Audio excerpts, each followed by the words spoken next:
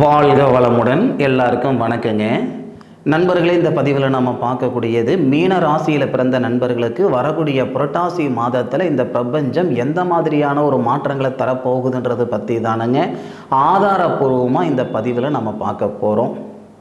அதுபோக புரட்டாசி மாதம் பிறக்கப்படக்கூடியது புரட்டாசி மாதம் 1ஆம் தேதி செவ்வாய்க்கிழமை அதிகாலை நீதியும் நேர்மையும் தவறாமல் வழி நடக்கக்கூடிய யமுனேஸ்வரர் அவதரித்த நட்சத்திரமான சதயம் நட்சத்திரம் 3வது பாதத்தில் 315 டிகிரியில் கும்ப ராசியில் கன்னியா லக்னத்தில் தானுங்க இந்த மாதம் பிறக்கப்படுது.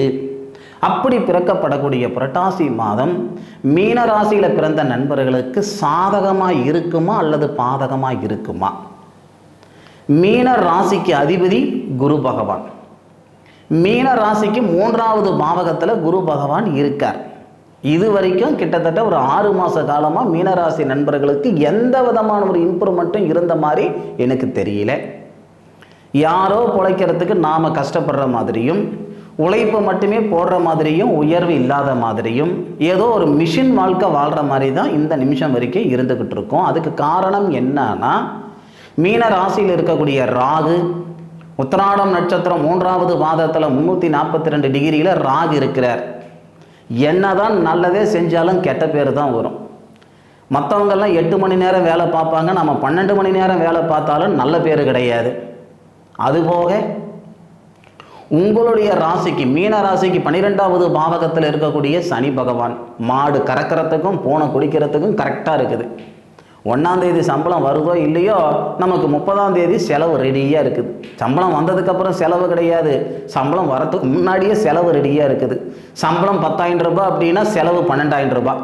2,000 ரூபாய் வெளியே கடன் வாங்கி செய்யக்கூடிய சூழ்நிலையில் தான் ஒரு 6-7 மாத காலத்தில் இந்த மீனராசியில் பிறந்த நண்பர்கள் இருக்கிறீங்க.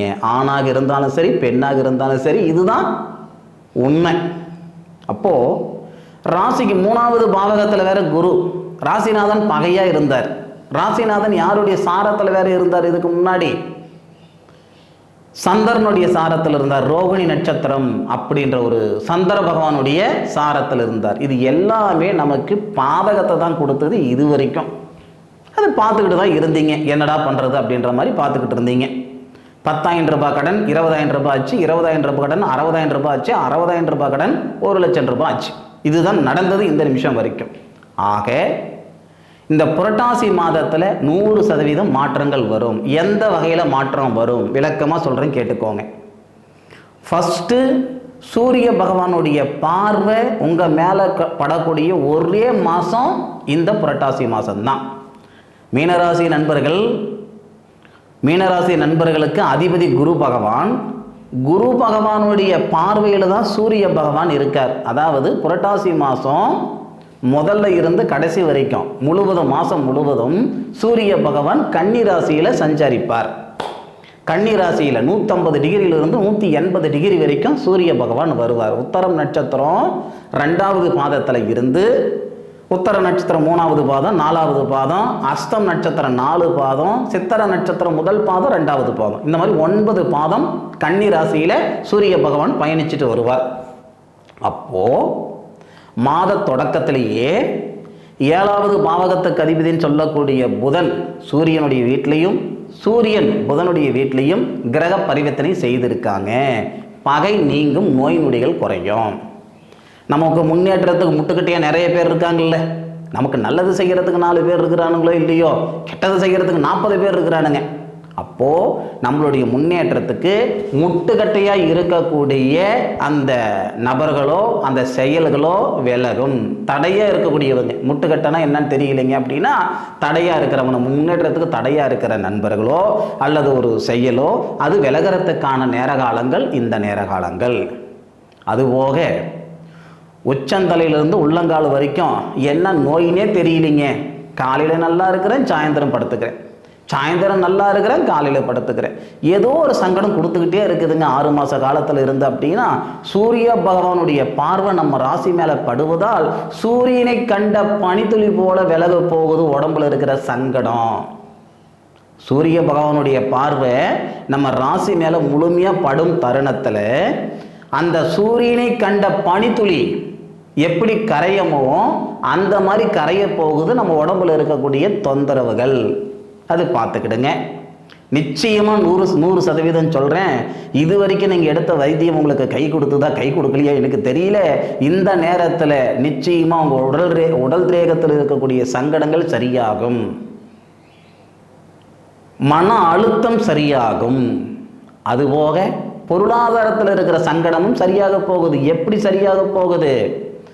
உங்கள் ராசிக்கு, மீன ராசிக்கு 2வது பாவகத்துக்கு அதிபதி தான் தனத்துக்கு சொந்தக்காரர். அந்த தனத்துக்கு சொந்தக்காரர் 2வது பாவகத்துக்கு அதிபதி செவ்வாய். தொழிலுக்கு சொந்தக்காரர் யாரு? குரு இல்லையா? அப்போ இந்த மாத தொடக்கத்திலேயே தொழில் ஸ்தானாதிபதினு சொல்லக்கூடிய குரு பகவான் 3வது பாவகத்தில் இருந்து செவ்வாயுடைய நட்சத்திரத்தில் இருக்கிறார். மிருகசீரிச நட்சத்திரம் சொல்லக்கூடிய இந்திரன் அவதரிச்ச நட்சத்திரம் தான் மிருகசீரிச நட்சத்திரம். மிருகசீரிச நட்சத்திரம் முதல் பாதத்தில் 56 டிகிரியில் குரு பகவான் இருக்கிறார். குரு பகவான் தொழில் ஸ்தானாதிபதி செவ்வாயுடைய நட்சத்திரம் வாங்குறார். இந்த மாதம் புரட்டாசி மாதம் 11ஆம் தேதி தனஸ்தானாதிபதினு சொல்லக்கூடிய செவ்வாய் குரு பகவானுடைய நட்சத்திரம் புனர்பூச நட்சத்திரத்துக்கு வரார். அப்போ தனஸ்தானாதிபதியும் தொழில் ஸ்தானாதிபதியும் நட்சத்திர பரிவர்த்தனை. அருமையான நேரம், பிரமாதமான நேரம். அதை விட இன்னொரு முக்கியமான சமாச்சாரம் சொல்கிறோம், அதுவும் கேட்டுக்கோங்க. இந்த தனஸ்தானாதிபதினு சொல்லக்கூடிய செவ்வாய் குரு பகவானுடைய நட்சத்திரமான தொழில் ஸ்தானாதிபதி நட்சத்திரமான புனர்பூச நட்சத்திரத்தில் இருந்து தொழில் ஸ்தானத்தை பார்க்கிறார். கொடுக்கக்கூடிய தெய்வம் கூரையை பிச்சுக்கிட்டு கொடுக்குன்னு சொல்லுவாங்க இல்லைங்களா? உண்மையிலேயே அந்த மாதிரி நேரம் தான் இது. என்ன சார் இப்படியெல்லாம் மிகைப்படுத்தி சொல்கிறீங்க, இதெல்லாம் நடக்குமா சார்? நடக்கணும்னு விதி இருந்தால் அது மாறவா போகுது? இந்த நேரத்தில் உழைப்புக்கு தகுந்த உயர்வு, வாழ்க்கைக்கு ஏற்ற வளர்ச்சி நிச்சயமாக வரப்போகுது. தனஸ்தானாதிபதியோடைய பார்வை தொழில் ஸ்தானத்தை பார்க்கக்கூடிய தருணம் வருஷத்துக்கு ஒரு முறை தான் பார்த்துக்கிடுங்க. அதுபோக தனஸ்தானாதிபதியும் தொழில் ஸ்தானாதிபதியும் நட்சத்திர பரிவர்த்தனையாக இருக்குது. இந்த அமைப்பு மறுபடியும் எத்தனை வருஷம் ஆகுதுன்னு தெரியல. நான் கணக்கு போட்டு பார்த்த வரைக்கும் அடுத்த ஒரு 30 வருஷத்துக்கு இல்லை இந்த மாதிரி. நிச்சயம் அடுத்த ஒரு 30 வருஷத்துக்கு இந்த மாதிரி கிடையாது. அந்த மாதிரி ஒரு அதிசயமும் அற்புதமும் புரட்டாசி மாதம் 11ஆம் தேதிக்கு மேற்கொண்டு நடக்க போகுது. அதை விட ஒரு அதிசயம் என்னன்னா, சூரிய பகவானும் புதன் பகவானும் உங்களுடைய ராசிக்கு 7வது பாவகன் சொல்லக்கூடிய திருமண ஸ்தானத்தில் ஒரே பாவகத்தில் புதன் ஆதித்ய யோகமாக வராங்க. எப்போ? 7ஆம் தேதி, புரட்டாசி மாதம் 7ஆம் தேதி. திருமண ஸ்தானத்தில் திருமண ஸ்தானாதிபதி வரக்கூடிய நேரத்தில் குடும்பஸ்தானாதிபதினு சொல்லக்கூடிய செவ்வாய் அந்த திருமண ஸ்தானாதிபதியை பார்க்குறாங்க. செவ்வாவுக்கு பார்வை 4வது பார்வை இருக்குதுங்க, 7வது பார்வை இருக்குதுங்க, 8வது பார்வை இருக்குதுங்க செவ்வாவுக்கு. அதாவது குரு சனி இவங்களை தவிர 3 பார்வை வாங்கக்கூடிய ஒரே கிரகம் செவ்வாய் தானங்க. அப்போ செவ்வாய் நமக்கு தனஸ்தானாதிபதி, நமக்கு நட்பு கிரகம். அப்போ செவ்வாய் நம்ம ராசியாதிபதி குருவுடைய நட்சத்திரத்தில் இருந்து புதனாதித்ய யோகமாக இருக்கக்கூடிய புதனையும் சூரியனையும் 4வது பார்வையில் பார்க்குறாங்கன்னா, அப்போ அந்த 2 பேரும் புதனும் சூரியன் நம்ம ராசியை பார்ப்பதால் பொருளாதாரத்தில் இருக்கிற பிரச்சனை மட்டும் சரியாக போகிறதில்ல, மன வாழ்க்கையில் இருக்கிற சங்கடங்களும் சரியாக போகுது. சார் பறக்க பாடுபட்டுக்கிட்டு இருக்கிறேன், மனசில் நிம்மதி சந்தோஷம் இல்லாமல் இருக்கிறேன் சார், மன வாழ்க்கையில் நிம்மதி சந்தோஷம் இல்லாமல் இருந்துக்கிட்டு இருக்கிறேன் சார். ஆசை 30 நாள் மோகம் 60 நாள்னு சொல்லுவாங்க. இதை நான் கேள்விப்பட்டிருக்கிறேன். என் வாழ்க்கையில் அது உண்மையாகி போச்சு. ஒரு தப்பு நான் பண்ணலைங்க, ஆனால் இன்னைக்கு சங்கடப்பட்டு சிரமப்பட்டு சின்னப்பட்டு கிடக்கிறேங்க கணவன் மனைவி அப்படின்னா, இந்த நேரத்தில் பொருளாதாரத்தில் இருக்கிற பிரச்சனை எப்படி சரியாகும்னு சொல்கிறனோ, வேலை வாய்ப்பில் இருக்கிற பிரச்சனை எப்படி சரியாகும்னு சொல்கிறனோ, அதே மாதிரி கணவன் மனைவிக்குள்ளே இருக்கக்கூடிய கருத்து வேறுபாடுகள் சரியாகும். மனுஷனுக்கு நிம்மதி சம்பாதிக்கிறதுல இல்லைங்க, மன வாழ்க்கையில் நிம்மதியாக இருக்கிறது. 4 காசு சம்பாதிச்சாலும் நிம்மதியாக நான் இருக்கிறேனையா, சந்தோஷமாக நான் இருக்கிறேனையா அப்படின்னு சொல்கிறவங்க 10% கூட கிடையாது. ஆனால் இந்த மீனராசியில் பிறந்த நண்பர்களுக்கு இந்த பிரபஞ்சம் கொடுக்கக்கூடிய சிறப்பான ஒரு நேரம், பிரமாதமான ஒரு நேரம். நான் ஆதாரத்தை சொல்கிறேன், மறுபடியும் ஆதாரத்தை சொல்கிறேன். தனஸ்தானாதிபதி குடும்பஸ்தானாதிபதினு சொல்லக்கூடிய கிரகம் செவ்வாய் குரு பகவானுடைய சாரம் வாங்குவதால் அந்த இடத்துல குருமங்கள யோகமாக வருவார். குரு பகவான் செவ்வாவுடைய நட்சத்திரத்தில் வரதுனாலையும் குருமங்கள யோகமாக வருவார். இந்த செவ்வாவும் குருவும் 2 பேரும் சேர்ந்து அந்த திருமண ஸ்தானத்தை பார்க்குறாங்க. மாச தொடக்கத்திலிருந்து மாச கடைசி வரைக்கும் குரு பகவானுடைய பார்வை 5வது பார்வையா புதனை பார்க்குறாரு. உங்கள் ராசிக்கு 7வது பாவகத்தை பார்க்குறார். செவ்வாய் மாத தொடக்கத்திலிருந்து கடைசி வரைக்கும் உங்களுடைய ராசிக்கு 7வது பாவகத்தை பார்க்குறாங்க. செவ்வாய் 4வது பார்வை, குரு 5வது பார்வை. அப்போது இதை விட ஏற்கனவே 2 பேரும் குருவும் செவ்வாவும் நட்சத்திர பரிவர்த்தனை பண்ணிக்கிட்டாங்க. 2 பேரும் சேர்ந்து ஒரு இடத்த பார்க்கறதுனால எப்பேற்பட்ட குருமங்கள யோகமாக இருக்குன்னு பாருங்க.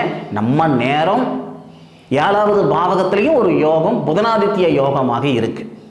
இந்த நேரத்தில் நீங்கள் வளரலன்னா, இந்த நேரத்தில் நீங்கள் வாழலைன்னா, இந்த மாதிரி ஒரு நேரம் மறுபடியும் வரும்னு கனவுல கூட நினைக்காதீங்க.